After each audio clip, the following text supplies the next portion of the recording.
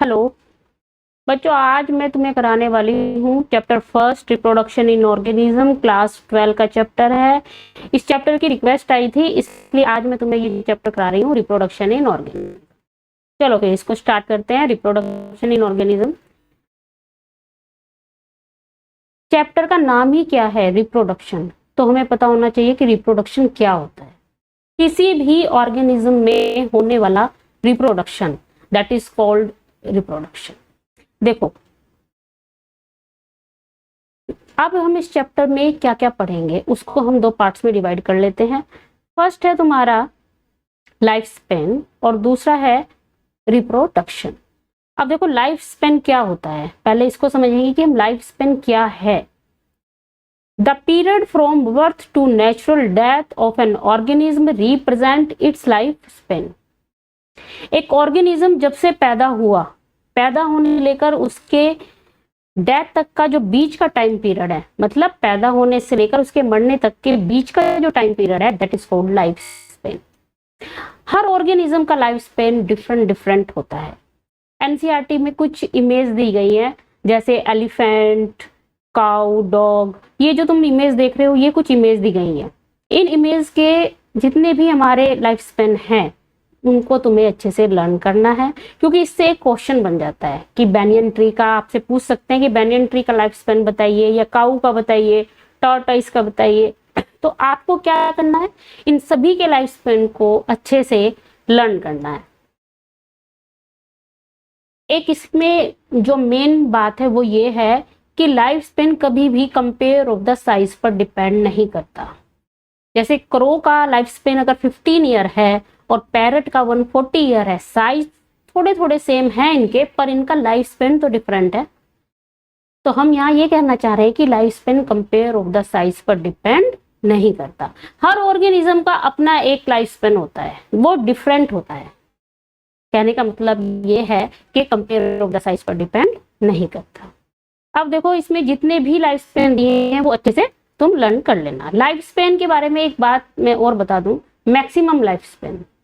Maximum life Spain जो होता है बच्चों, ये होता है कि एक स्पीसीज में वो ऑर्गेनिज्म जो सबसे ज्यादा जिया। मैक्सिमम का मतलब क्या, सबसे ज्यादा। एक स्पीसीज में वो ऑर्गेनिज्म जो सबसे ज्यादा जिया, that is called maximum life span. Maximum lifespan is a measure of the maximum amount of the time one or more member of a population have been observed to survive between birth and death। कि वो organism जो अपनी species में सबसे ज्यादा जिया उसको हम कहते हैं मैक्सिमम लाइफ स्पेन। अब देखो, डेथ, हमारी एनसीईआरटी एक बात और बोल रही है, क्या, कि सिंगल सेल्ड ऑर्गेनिज्म कभी नहीं मरते। क्या ये है? चलो इसको एक बार पढ़ लेते हैं। Whatever be the lifespan death of every individual organism is a certainly no individual is immortal except single celled organism. It means single celled organism can never die। वो ये कहना चाहते हैं कि सिंगल सेल्ड ऑर्गेनिज्म सभी immortal तो नहीं है, जो आया है वो जाएगा, पर वो कहना चाह रहे हैं कि सिंगल सेल्ड ऑर्गेनिज्म कभी नहीं मरते। क्या ऐसा हो सकता है? देखो, माना कि मेरे पास ये यहाँ पर एक बैक्टीरिया है, बैक्टीरिया है, ये रहा, ये एक बैक्टीरिया है। ये क्या करेगा, ये बाइनरी फिजन करेगा और अपने ही दो डॉटर सेल बना लेगा। ये क्या करेगा, बाइनरी फिजन करेगा और अपनी दो डॉटर सेल बना लेगा। तो ये कहाँ मरा, इसके पास जितना भी जेनेटिक मटेरियल था इसने अपनी डॉटर सेल को दे दिया। तो ये मरा तो सही, पर वो उसके पास जो भी कुछ जेनेटिक मटेरियल था, जो भी था, उसने अपने बच्चों में डिवाइड कर दिया, अपनी डॉटर सेल को दे दिया। तो वो ये कहना चाहते हैं कि single celled organism never die. अब देखो, रिप्रोडक्शन देखते हैं कि रिप्रोडक्शन क्या है। Reproduction is a biological process by which an organism produce offspring of its own type. अपने ही जैसा ऑर्गेनिज्म प्रोड्यूस करना, उसको हम कहते हैं reproduction. Types of reproduction. Types of reproduction दो टाइप का होता है, एसेक्सुअल रिप्रोडक्शन होता है और सेक्सुअल रिप्रोडक्शन होता है। एसेक्सुअल रिप्रोडक्शन सिंगल पेरेंट के बीच होता है, क्यों? क्योंकि ये जनरली विदाउट गैमीट होता है। और सेक्सुअल रिप्रोडक्शन में क्या होता है, fusion of gamete, 2 parent involved in this process. चलो, asexual reproduction when offspring are produced by a single parent without the involvement of gamete fusion, the reproduction is called asexual reproduction. जो मैंने बताया है कि ये क्या होता है, सिंगल पेरेंट के बीच होता है, जनरली विदाउट गैमीट होता है, पर कभी कभी एसेक्सुअल रिप्रोडक्शन में भी गैमीट फॉर्मेशन हो जाती है. एक फिनोमिना तुमने सुना होगा, पार्थिनोजेनेसिस. पार्थोजेनेसिस एक ऐसा फिनोमिना है जिसमें विदाउट गैमीट भी गैमीट फॉर्मेशन हो जाती है. पार्थिनोजेनेसिस क्या है? Parthenogenesis is a type of asexual reproduction. और इसके अगर एग्जाम्पल की बात करें तो इसमें आता है आपका हनी बी. हनी बी क्या है? पार्थिनोजेनेसिस का एक एग्जाम्पल है. अगर हम बात करें पार्थिनोजेनेसिस के टाइप की, तो ये there are 3 types. First is arrhenotoky, second thelytoky और थर्ड एम्फिटोकी. इनके एग्जाम्पल में एरिनोटोकी में आता है तुम्हारा वास्प और हनी बी, और थैलिटोकी में आते हैं तुम्हारे सर्टेन लिजर्ड, और आपके एफिड्स में आते हैं आपके इंसेक्ट. चलिए, ये बात हुई एसेक्सुअल रिप्रोडक्शन की. अब देखो sexual reproduction. Sexual reproduction is a type of reproduction that involve the production of an offspring by the fusion of male and female gamete. देखो दोनों में क्या डिफरेंस है. एसेक्सुअल रिप्रोडक्शन हो रहा है, सिंगल पेरेंट हो रहा है, और उसमें क्या हो रहा है, गैमीट फॉर्मेशन नहीं हो रही, जनरली विदाउट गैमीट हो रहा है. और सेक्सुअल रिप्रोडक्शन क्या हो रहा है, इसमें हो रही है फ्यूजन ऑफ गैमीट भी होगा, इसमें फ्यूजन ऑफ गैमीट होगा. 2 parent are involve in this process. 2 parent के बीच होगा, यूनिसेक्सुअल होगा, मेल एंड फीमेल के बीच. टाइप ऑफ रिप्रोडक्शन मैंने बताया, सिंगल पेरेंट होगा, जनरली विदाउट गैमीट होगा. सेक्सुअल रिप्रोडक्शन 2 पेरेंट होगा, मेल एंड फीमेल यूनिसेक्सुअल होगा. और उसमें अगर हम बाइसेक्सुअल का भी एग्जांपल देखें तो हर्माफ्रोडाइल. और बाइसेक्सुअल में कभी कभी बाइसेक्सुअल भी एक्सेप्शनल में हो जाता है, वो होता है आपके अर्थ. चलिए, अब देखो type of asexual reproduction different type से होता है, जिसके टाइप्स हैं यहाँ पर. अब हम देख लेते हैं इसके type. Binary fission, budding, sporulation, fragmentation, vegetative propagation. There are different types of asexual reproduction. ये वो स्टेप्स हैं जो हम काफी टाइम से पढ़ते आ रहे हैं. बाइनरी फिजन, बर्डिंग, ये तुम लोग छोटी क्लास से करते आते हो. अब देखो हम पढ़ लेते हैं कि बाइनरी फिजन क्या है.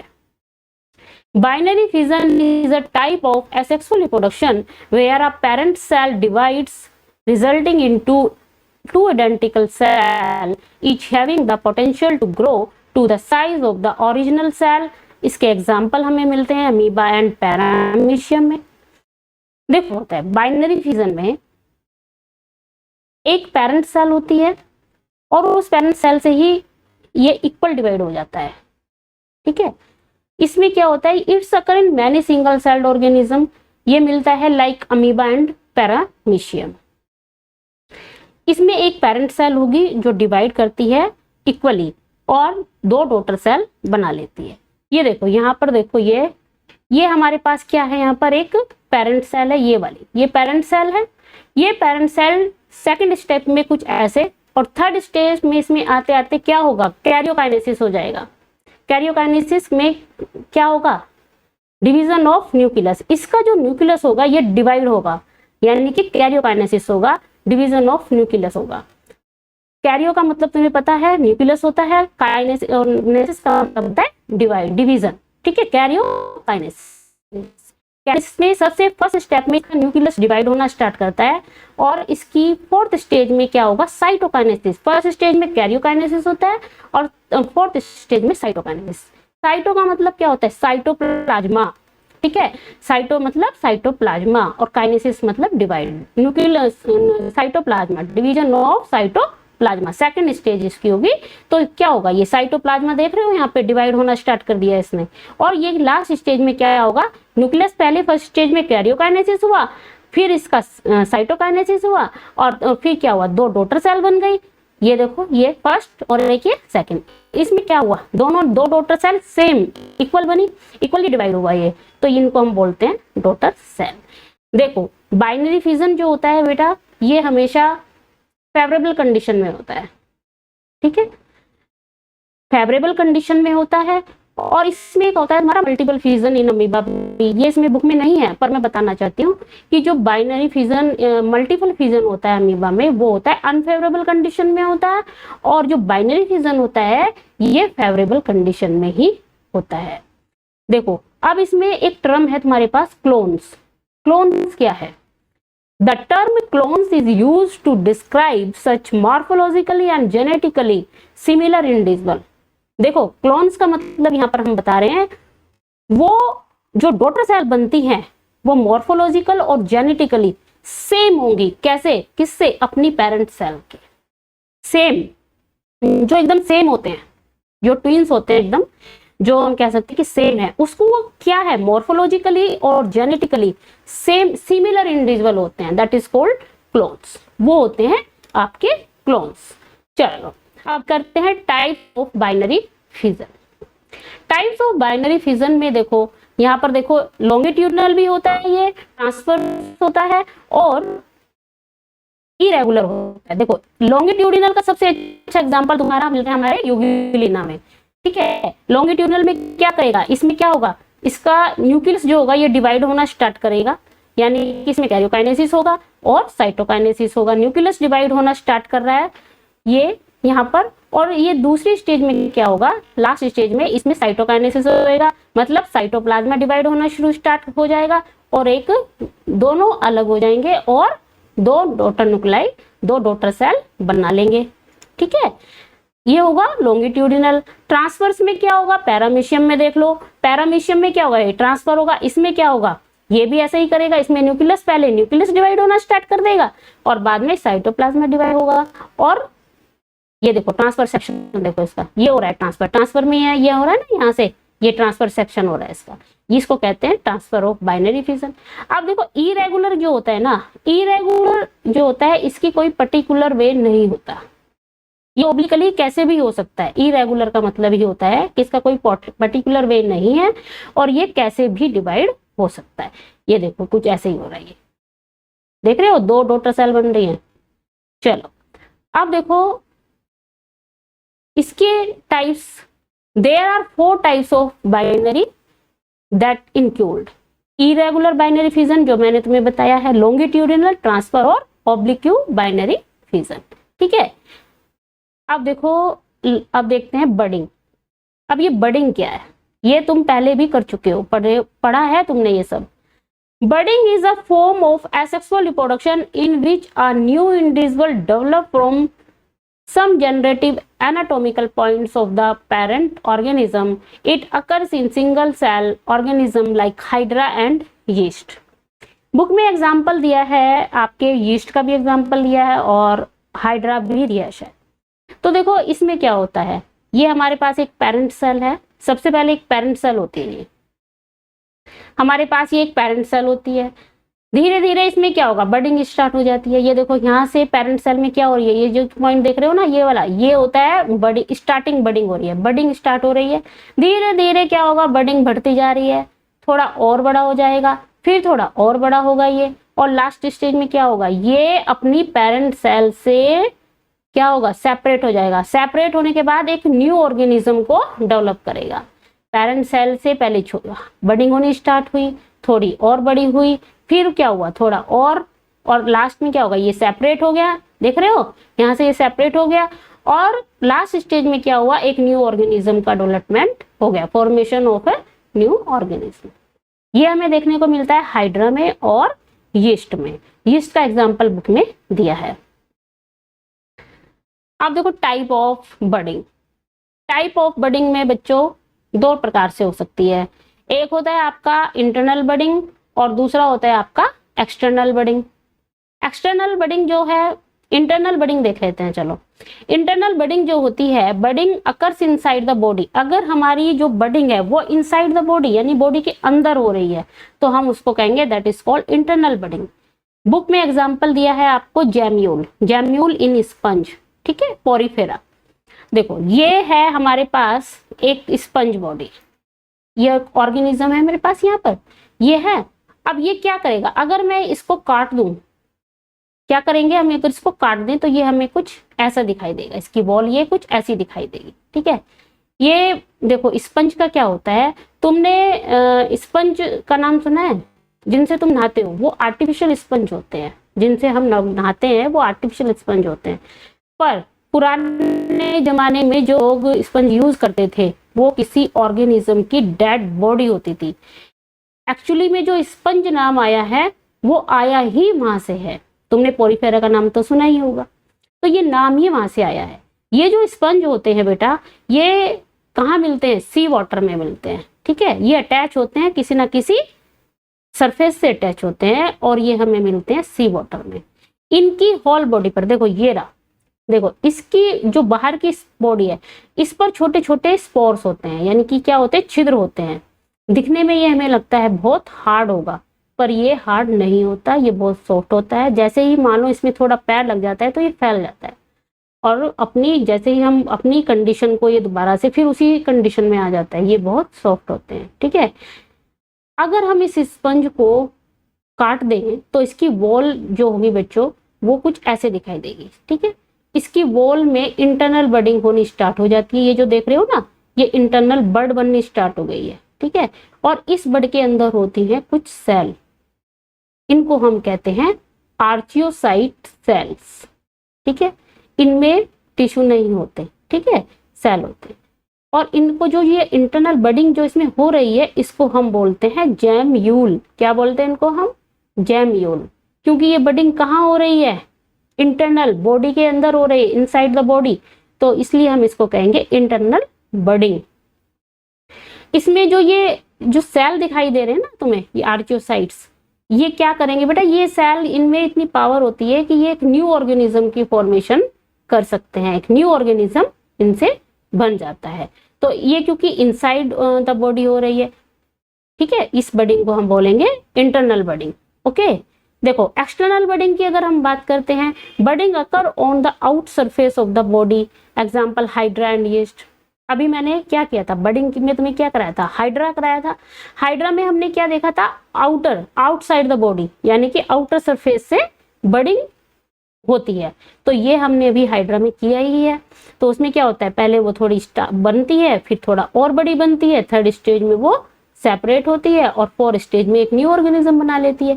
तो बडिंग हमने अभी पढ़ी है, देखी है हाइड्रा में, ठीक है। अब देखो sporulation. Sporulation is a type of asexual reproduction. इसके नाम को जरा, स्पोर्युलेशन को देखो कि इसमें स्पोर, स्पोर वर्ड यूज किया जा रहा है। क्या है ये स्पोर? स्पोर होते हैं बेटा गैमीट्स फॉर्मेशन या रिप्रोडक्टिव यूनिट। इसमें हम देखेंगे फॉर्मेशन ऑफ स्पोर, कि स्पोर फॉर्मेशन को हम डिटेल में समझते हैं कि स्पोर फॉर्मेशन क्या है। देखो स्पोर्युलेशन का एग्जांपल दिया है बुक में, जू स्पोर ऑफ कैलेमाइडोमोनास, ओके। तो जू स्पोर में ये जो तुम देख रहे हो ना यहाँ पे जू स्पोर, ये रहा, इसमें जू का क्या मतलब है, क्या है ये जू? जू का मतलब होता है बेटा मोटाइल। मोटाइल का मतलब मूवमेंट करने वाला, जो मूवमेंट में हेल्प कर सके उसको हम बोलते हैं, मूव करने में हेल्प करता है ये, उसको हम बोलते हैं मोटाइल। स्पोर्स क्या है? स्पोर्स होते हैं बेटा reproductive unit. Reproductive unit 100 of reproductive units, मतलब इनको जो रिप्रोड्यूस कर सके, रिप्रोडक्टिव यूनिट। और अगर इसको दूसरे एग्जाम्पल में लेंगे तो हम इसको कह सकते हैं गैमीट, हम इनको गैमीट भी कह सकते हैं, ठीक है। डेफिनेशन ऑफ जू स्पोर देख लेते हैं क्या है। The zoospore are special kind of motile and flagellate spores produced inside the zoosporangia. समझे? जू स्पोर एक स्पेशल काइंड ऑफ मोटाइल, एक स्पेशल प्रकार के क्या है, मोटाइल है। मोटाइल मतलब क्या? मूवमेंट करने वाला, जो मूवमेंट में हेल्प कर सके। फ्लैजिलेट स्पोर है। फ्लैजिलेट क्यों बोला इनको? क्योंकि ये देखो जू स्पोर ऑफ क्लेमाइडोमोनास में, क्लेमाइडोमोनास में ये जो तुम देख रहे हो ना, ये क्या है, ये इसका स्ट्रक्चर है। इसमें क्या है, ये जो फ्लैजिला है, ये देखो जू स्पोर में जो ये तुम देख रहे हो ना, ये दो फ्लैजिला, इनकी हेल्प से ये क्या करता है, ये मूवमेंट करता है और इनको इसी वजह से इसको बोला है मोटाइल, ठीक है। और ये क्या है, दो हैं, ये जो फ्लैजेला देख रहे हो ये कितने हैं, 2, तो इसलिए हम इनको बोलते हैं बाइफ्लैजिलेट। क्या बोलते हैं इनको, बाइफ्लैजिलेट। होता क्या है, ये देखो जूस्पोर में क्या होता है, एक पेरेंट सेल होती है और इस पेरेंट सेल में क्या होता है, सेल डिवीजन होना स्टार्ट हो जाता है। सेल डिवीजन होना स्टार्ट हो जाता है और वो इंटरनली क्या होता है, इसका जो प्रोटोप्लास्ट और न्यूक्लियस है वो डिवाइड होना शुरू हो जाता है और इसके अंदर जो ये जूस्पोर है ये बढ़ते जाते हैं 2, 4, 8 और इसमें जो सेल डिवीजन होता है 33, 64 तक होता है बेटा लास्ट में। ये बुक में ने तो सीधा सा एग्जांपल दिया है पर मैं समझाने के लिए बता रही हूँ कि इसमें जो सेल डिवीजन होता है वो 2, 4, 8, 33 एंड लास्ट 64 तक होता है। और इसकी जो ये वॉल है ना, बाहर की जो वॉल है, जब इसमें ये सेल डिवीजन होता रहता है तो सेल इसकी वॉल पर पड़ता है प्रेशर और जैसे ही प्रेशर पड़ता है वो हो जाती है, फट जाती है सेल इसकी वॉल और ये जो इसमें देख रहे हो ना जूस्पोर, ये रिलीज हो जाते हैं, ये यहाँ से रिलीज होना स्टार्ट कर देते हैं। और हर जूस्पोर के पास क्या होता है, फ्लैजेला, 2 फ्लैजेला होते हैं, इसलिए इनको हम बोलते हैं बाइफ्लैजिलेट, ठीक है। ये देखो, ठीक है, देखो। अच्छा, दूसरा एग्जाम्पल बुक में दिया है तुम्हारा conidia of penicillium, conidia of penicillium. चलो डेफिनेशन देखते हैं। Conidia are non motile spores produce single और in a chain a contraction. ठीक हो, क्या होता है, या तो ये सिंगल बनते हैं या फिर ये चेन फॉर्मेशन बना लेते हैं कोनिडिया। और ये क्या है, नॉन मोटाइल। हमारा जो कैलेमाइडोमोनास है उसमें क्या है, फ्लैजेला है, जिससे हमने उसको क्या बोला, मोटाइल। क्या मोटाइल मतलब जो मूवमेंट में हेल्प कर सके। इसके पास क्या है, फ्लैजेला तो नहीं है इसके पास, तो ये क्या है, नॉन मोटाइल। तो ये किसकी हेल्प से वो करेगा, ये या तो सिंगल बनेंगे या फिर चेन में बनेंगे। देखो ये जो देख रहे हो ना, ये स्ट्रक्चर, ये है पेनिसिलियम, ये एक फंगस होती है और इसके ऊपर जो तुम राउंड राउंड शेप देख रहे हो ना, दैट इज कॉल्ड कोनिडिया, ठीक है। इनको हम बोलते हैं कोनिडिया। ये क्या करते हैं, कोनिडिया जैसे ही फॉर्मेशन होती है कोनिडिया की, इनको ये जैसे ही फेवरेबल कंडीशन मिलेगी ये कोनिडिया डिस्पर्सल हो जाते हैं और एक न्यू ऑर्गेनिज्म की फॉर्मेशन करते हैं। और ये नॉन मोटाइल है क्योंकि इसके पास फ्लैजेला नहीं है। अच्छा, 4 स्टेप है इसमें, फ्रेगमेंटेशन।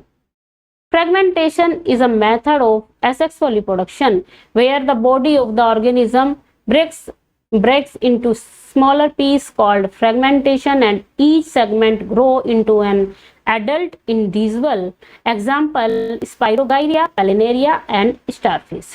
स्पाइरोगाइरिया और पेलिनेरिया और स्टारफिश के एग्जाम्पल है। ये फ्रेगमेंटेशन तुम्हें पता ही है कि यहाँ पर ये जैसे स्टारफिश है, इसमें क्या होता है, स्टारफिश में मान लो इसकी ये यहाँ से ये कट ऑफ हो गई है, इस जगह से माना ये कट गई, ये देख रहे हो ना, नीचे एक पार्ट देख रहे हो, ये पार्ट डेवलप होगा और एक न्यू ऑर्गेनिज्म यानी कि एक न्यू स्टारफिश की डेवलपमेंट हो जाएगी। ये होता है fragmentation. Vegetative propagation, this is the last step of asexual reproduction. ये लास्ट स्टेज है एसेक्सुअल रिप्रोडक्शन का, वेजिटेटिव प्रोपागेशन। क्या है वेजिटेटिव प्रोपागेशन, पहले इसको देखो, इसको पढ़ लेते हैं। Vegetative propagation is a process in which plants reproduce from stems, roots and leaves. It is a form of asexual reproduction. Vegetative propagation में क्या होता है बच्चों, एक प्लांट, माना कि हमारा एक प्लांट है, उससे की जो स्टेम, रूट और लीव्स हैं उनसे ही एक नए प्लांट की फॉर्मेशन हो जाती है, उसको हम कहते हैं वेजिटेटिव प्रोपागेशन। वो कुछ भी हो, यानी XYZ कुछ भी हो सकता है, आपका स्टेम भी हो सकती है, आपकी रूट भी हो सकती है, आपकी लीव्स भी हो सकती है। It is a form of asexual reproduction. अब in plants the structure of vegetative propagation which are capable of giving rise to new offspring are called vegetative propagule. Example मैंने तुम्हें भी बताए हैं, stem, leaves and root. जो plant का part टूटकर गिरा, जो प्लांट से पार्ट टूटा, वो रूट हो सकती है, स्टेम हो सकती है, लीव्स हो सकती है, उसको हम बोलते हैं वेजिटेटिव प्रोपाग्यूल्स। और जो फॉर्मेशन हुई उसको हम बोलते हैं वेजिटेटिव प्रोपागेशन। अब देखो ये वेजिटेटिव प्रोपागेशन भी डिफरेंट डिफरेंट टाइप से होता है, बुक में बहुत से एग्जाम्पल दिए हैं, ठीक है। चलो पढ़ लेते हैं कि वेजिटेटिव प्रोपागेशन में क्या क्या स्टेप हैं। Stem, stem is the ascending part of the plants bearing branches, leaves, flower and fruit. Stem has two parts, node and internode. ठीक है। अब ये जो नोड और इंटरनोड वर्ड देख रहे हो ना, ये ही काम की चीज है, सारे वेजिटेटिव प्रोपागेशन में नोड और इंटरनोड का आएगा, ठीक है। टाइप्स ऑफ स्टेम देख लेते हैं। टाइप्स ऑफ स्टेम क्या होते हैं? अंडरग्राउंड स्टेम भी होती है, सब एरियल स्टेम भी होती है और एरियल स्टेम भी होती है। अब एक एक को हम समझते हैं कि क्या है अंडरग्राउंड स्टेम क्या है। Underground stems are modified plants structure that drive from surface, ठीक है। Underground stem there are 3 types. Tuber, example है आपकी बुक में भी दिया है एनसीईआरटी ने, पोटैटो, राइजोम, जिंजर और बल्ब। बल्ब का एग्जाम्पल तुम्हारा मिलता है ऑनियन एंड गार्लिक, ओके। देखो ट्यूबर क्या है। Tuber is a end of underground branch swollen due to food deposit, example है पोटैटो। देखो सबसे इजी वे में बताती हूँ, ये जो पोटैटो देख रहे हो तुम, ये जो पोटैटो है, इसमें जो ये जो बनी है, ये जो पार्ट्स हैं, ये जो देख रहे हो ना राउंड शेप में, इनको बोलते हैं आई ऑफ पोटैटो। और जो जर्मिनेटिंग आई बर्ड होती है, कभी कभी क्या होता है, जो आलू हम घर में रखे होते हैं वो काफी दिन में अगर रखे रहते हैं तो उनमें ग्रीन ग्रीन सा एक पार्ट डेवलप हो जाता है, उसको हम कहते हैं जर्मिनेटिंग आई बर्ड। वो उसमें बर्ड डेवलप हो जाती है। होता क्या है कि ये माना कि हमारा एक पोटैटो का प्लांट है, ये इसका स्टेम है और ये है इसकी ब्रांच। ये स्टेम है, ये ब्रांच है, ये स्टेम है, ये ब्रांच है। इस ब्रांच में शोलन क्या होगा, इसका जो लास्ट पार्ट होगा, एंड ऑफ अंडरग्राउंड ब्रांच, ये मोटा हो जाता है। सोलन मतलब सूज के इतना मोटा हो जाता है और इसमें फूड डिपॉजिट, फूड भर जाता है। तो इसलिए क्या कहते हैं कि इसकी जो ब्रांच है उसमें फूड डिपॉजिट होता है। ये लिखा है ना, end of underground branch swollen due to food deposit. तो इसकी जो स्टेम की भी जो ब्रांच है उसमें फूड डिपॉजिट होना स्टार्ट हो जाता है, इसलिए हम इसको कहते हैं कि end of underground branch swollen due to food deposit. Example है इसका पोटैटो। देखो क्या होता है, 9th और 10th में 9, 10 से तुम पढ़ते आते हो कि जो हमारा पोटैटो है वो क्या है, स्टेम है, और जो हमारा स्वीट पोटैटो है वो क्या है, रूट है।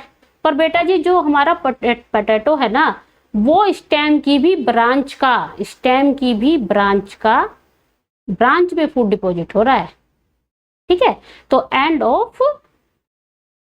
Of underground branch swollen due to food deposit, मतलब स्टेम की भी ब्रांच का में फूड डिपॉजिट हो रहा है, ठीक है। चलो दूसरा करते हैं राइजोम। राइजोम क्या है? Rhizome are the continuously horizontal underground stem but is divide into node and internode. Example है जिंजर। एग्जांपल तुम्हारी बुक में दिया है जिंजर। मैंने क्या कहा था कि नोड और इंटरनोड का ही, इसमें आगे तुम पढ़ोगे कि नोड और इंटरनोड में ही सारा बताया जाएगा। देखो जिंजर में तुमने देखा होगा, हमारे पास जो जिंजर होता है वो भी, उसमें कुछ लाइंस होती हैं। ये जो लाइंस देख रहे हो ना, ये जो लाइंस बनी है, इन लाइंस को बोलते हैं नोड। क्या बोलते हैं इनको? नोड। और जब ये जो अदरक जो काफी टाइम से घर में पड़ा होता है, उसमें भी क्या होता है, यहाँ पर बड स्टार्ट हो जाती है, ग्रीन ग्रीन सी बड बननी स्टार्ट हो जाती है, वो क्या है, बड है, ठीक है। तो इसकी जो नोड है, इन नोड्स में ही, इन नोड से हमें पता चल रहा है कि जिंजर क्या है, एक स्टेम है। जब भी कभी किसी उसमें तुम नोड देखते हो, प्लांट्स में या किसी फ्रूट में, अगर किसी भी वेजिटेबल्स में नोड देखते हो, तो वो तुम्हें क्या है, वो किसकी पहचान है कि वो क्या है, एक स्टेम है, ठीक है। वो क्या है, एक स्टेम है। तो ये देखो नोड, यहाँ पे नोड दिखाई दे रही है, जो लाइंस हैं इनको हम बोलते हैं नोड, ठीक है। इसमें जो ये तुम देख रहे हो ना नीचे, एडवेंटिटियस रूट, ये जो निकली हुई है, ये एडवेंटिटियस रूट है। इसमें तुम देखते हो ना अदरक में नीचे धागे से निकलने स्टार्ट हो जाते हैं, वो जो होते हैं ना, वो एडवेंटिटियस रूट होती है। ये एडवेंटिटियस रूट क्या है, जिनको नहीं पता वो सुनो। Adventitious root are the root that grow from any part of plants other than the radical और इट्स ब्रांचेस। इसमें देखो एडवेंटिशियस रूट बच्चों समझो क्या होती हैं। मानो कि हमारे पास एक सीड है, ये मेरे पास एक यहाँ पर सीड है। जब हम कोई सीड उगाते हैं तो उसमें ऊपर के पार्ट को हम क्या बोलते हैं, पल्म्यूल बोलते हैं, जो क्या बनाता है, सूट सिस्टम बनाता है। और नीचे के पार्ट को क्या बोलते हैं हम, रेडिकल। और रेडिकल से क्या बनती है हमारी, रूट सिस्टम बनता है। अगर रेडिकल से कोई रूट निकल रही है तो हाँ वो तो है एडवेंटिशियस रूट। रेडिकल को छोड़कर प्लांट के किसी प्लांट बॉडी से किसी और पार्ट से अगर रूट निकल रही है तो वो क्या है, वो रूट होती है तुम्हारी, जो रेडिकल से निकलती है उनको बोलते हैं ट्रू रूट, ठीक है। और जो दूसरे उससे बोलती है, जो दूसरे उससे निकल जाती है, उन रूट्स को क्या बोलते हैं। जब तुम कोई सीड उगा रहे हो तो उस सीड में जो रेडिकल से निकलती हैं रूट, उनको हम एडवेंटिशियस रूट बोलते हैं, ठीक है। बल्ब क्या है, it is an underground modified bird with a reduced stem and fleshy growing from it। Example देखने को मिलते हैं तुम्हारे ऑनियन एंड गार्लिक में। ये क्या है, अंडरग्राउंड मोडिफाइड बर्ड, ठीक है। इसमें क्या होता है, इसको हमने क्यों बोला, flat disc like underground stem. ये देखो ऑनियन में तुमने देखा है, ऑनियन में तुमने देखा होगा कि ये जो यहाँ पर ये जो होता है ना, ऑनियन में एक डिस्क लाइक स्ट्रक्चर होता है। प्याज देखे हो ना घर पे, ऑनियन, तो उसमें क्या होता है, एक डिस्क लाइक स्ट्रक्चर होता है और उसमें नीचे क्या निकली होती है, एडवेंटिशियस रूट निकली होती है, ये रही, ठीक है। तो ये तुम देख रहे हो ना, ये वाला स्ट्रक्चर, इसको हम बोलते हैं डिस्क लाइक अंडरग्राउंड स्टेम। ये डिस्क जैसा होता है ना, इसलिए इसको हम डिस्क बोल देते हैं। और इसमें ऊपर की साइड जो है, ये वाला पार्ट जो है, ये होती है इसकी फ्लैशी लीव। जब हम उसको छीलते हैं तो उसके अंदर से क्या निकलता है, फ्लैशी लीव्स होती है, जो हम यूज करते हैं। उनको अंदर वाली लीव्स जो होती हैं उनको बोलते हैं फ्लैशी लीव्स। इसका सबसे अच्छा एग्जांपल तुम्हारा ऑनियन और गार्लिक में भी कुछ ऐसे ही तो होता है। गार्लिक में भी तो यहाँ पर एक डिस्क लाइक स्ट्रक्चर होता है, डिस्क बनी होती है और रूट से निकली होती है, डिस्क होती है उसमें भी। इसी तरीके से ऑनियन में है, ओके। देखो सेकंड स्टेप है इसमें, सब एरियल स्टेम। सब aerial stem are the stem that do not rise up but grow just above the ground. सब एरियल स्टेम क्या है, ये वो स्टेम होती है बेटा, कुछ स्टेम ऐसे होते हैं जो जमीन में मिट्टी में दबे नहीं होती। जो रूट जो होती है ना, वो मिट्टी में दबी नहीं होती, पर वो जमीन के सहारे ऊपर की ओर से ही लेटी हुई होती है। मतलब वो जमीन पर हमें दिखाई देती है, मिट्टी में दबी नहीं होती, जमीन के सहारे ही लेटी होती है। That is called sub aerial stem. देखो सब एरियल स्टेम के एग्जाम्पल देखो, offset, sucker and runner. 3 type हैं। There are 3 types of sub aerial stem, offset, sucker, runner. Offset क्या है, इसको ऑफसेट को तुम लोग क्या बोलते हो, वाटर हाइसिंथ भी बोलते हो। और ये क्या है, वाटर प्लांट है, एक बहुत तगड़ा वीड है। इसको टेरर ऑफ बंगाल भी बोलते हैं। भाई इसको टेरर ऑफ बंगाल क्यों बोलते हैं, टेरर ऑफ बंगाल इसको इसलिए बोलते हैं क्योंकि इसको सबसे पहले बंगाल ने इंट्रोड्यूस किया था और इसके हार्मफुल इफेक्ट देखने को मिले थे, ठीक है, इसलिए इसको टेरर ऑफ बंगाल भी बोलते हैं, वाटर हाइसिंथ भी बोलते हैं। और ये वाटर प्लांट इसलिए क्योंकि पानी में बनता है, वाटर में उगता है, इसलिए इसको वाटर प्लांट भी बोलते हैं। सकर है वो क्राइजेंथेमम और पुदीने के उसमें मिलता है हमें एग्जाम्पल। रनर का एग्जाम्पल हमें ग्रास में मिलता है और ऑक्जेलिक्स में मिलता है। ऑफसेट का क्या है, चलो देखते हैं। ऑफसेट या फिर वाटर हाइसिंथ, जिसे तुम वाटर हाइसिंथ बोलते हो, they are just like runner but are short and thick. Its found in aquatic plants. ये क्या है, रनर के जैसे ही है। ऑफसेट जो होता है ना, रनर के जैसा है, बस इसमें डिफरेंस क्या होता है, इसमें जो हमारी ब्रांच निकल रही है वो थोड़ी मोटी होती है और जो रनर में निकलती है वो थोड़ी थिन होती है। दोनों में डिफरेंस ये है। जनरली ये कहाँ मिलता है, हमें वाटर प्लांट में मिलता है। इक्वेटिक प्लांट्स होगा ना, वाटर प्लांट्स में मिलता है वाटर हाइसिंथ। और इसमें क्या होता है, इसके नोड से एक ब्रांच, मोटी सी ब्रांच निकलनी स्टार्ट हो जाती है। देख रहे हो ना, यहाँ से एक मोटी ब्रांच निकलनी स्टार्ट होती है, ये वाली, ये। तो इसको जो मोटी वाली ब्रांच है, इसको हम बोलते हैं, जो थिक ब्रांच निकल रही है उसको बोलते हैं थिक ब्रांच ऑफसेट। जो इसमें थिक ब्रांच निकलती है इसी को हम ऑफसेट बोलते हैं। इसके नोड से क्या निकलते हैं, यहाँ से नोड से पत्ते निकलने स्टार्ट हो जाते हैं और नीचे से रूट बननी स्टार्ट हो जाती है। ये है ऑफसेट, ऑफसेट का एग्जाम्पल है वाटर हाइसिंथ, ठीक है।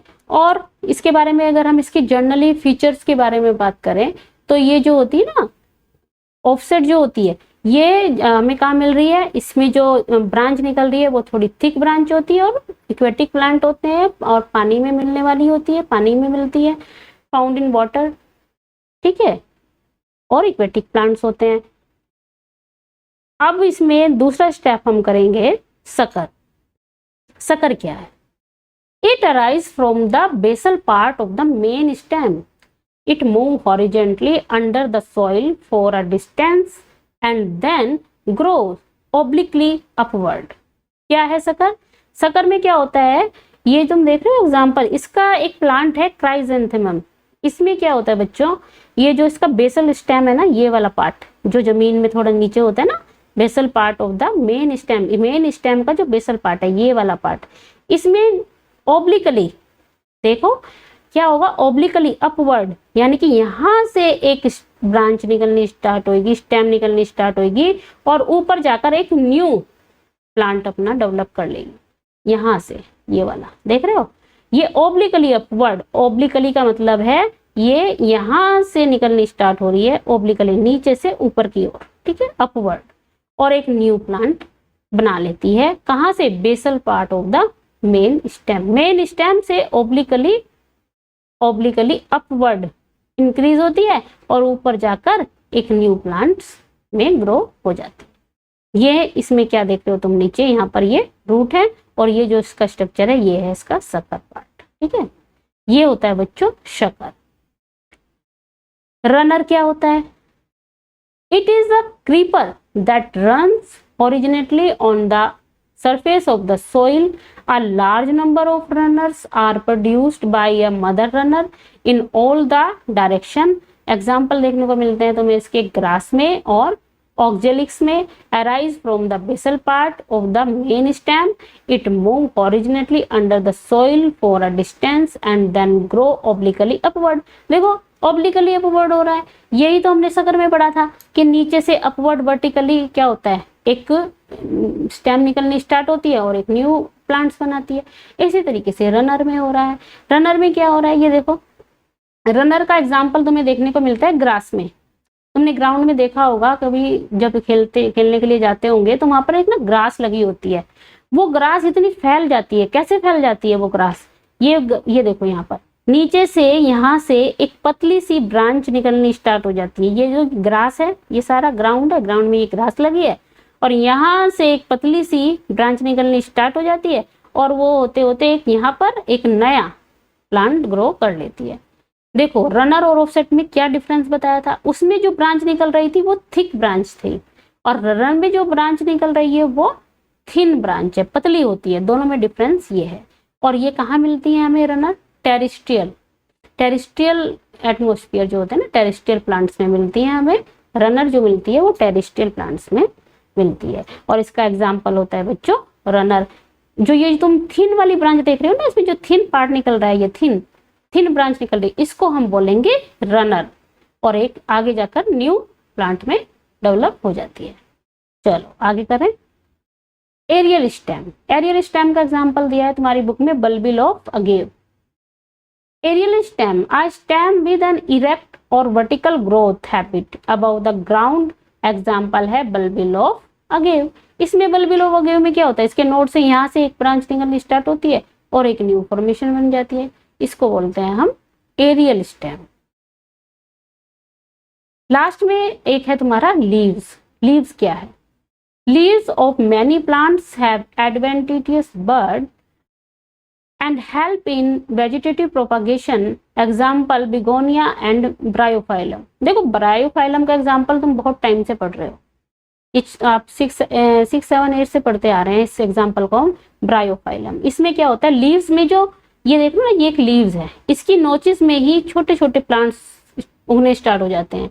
अब अगर ये लीव्स टूट कर जहां पर भी गिर जाएगी एटमोस्फियर में, नीचे ग्राउंड में जहां पर भी गिरेगी, वहां पर ही एक नया प्लांट्स ग्रो हो जाएगा।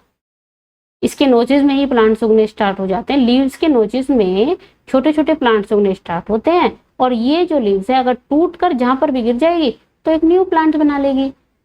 इस प्रोसेस को हमने क्या बोला? Vegetative propagation. और इसका एग्जांपल तुम्हें ब्रायोफाइलम में मिलता है और बिगोनिया में मिलता है। लास्ट में आता है तुम्हारा root. Root is the underground part of a plant. There is no bud in root, hence it has no role in vegetative propagation. भाई रूट में बड़ ही नहीं होता, और अगर बड़ ही नहीं होगी तो क्या होगा? वेजिटेटिव प्रोपगेशन नहीं होगा। वो तो एक अंडरग्राउंड पार्ट है। रूट क्या है? Root is the underground part of a plant, और उसमें बड़ ही नहीं है, और जब बड़ी नहीं है तो वेजिटेटिव प्रोपगेशन भी नहीं होगा। तो रूट क्या है? रूट वेजिटेटिव प्रोपगेशन के काम में नहीं आती। तुम्हें मेरा ये वीडियो पसंद आया हो, अच्छा लगा हो, लाइक करो, सब्सक्राइब करो। Thank you very very much.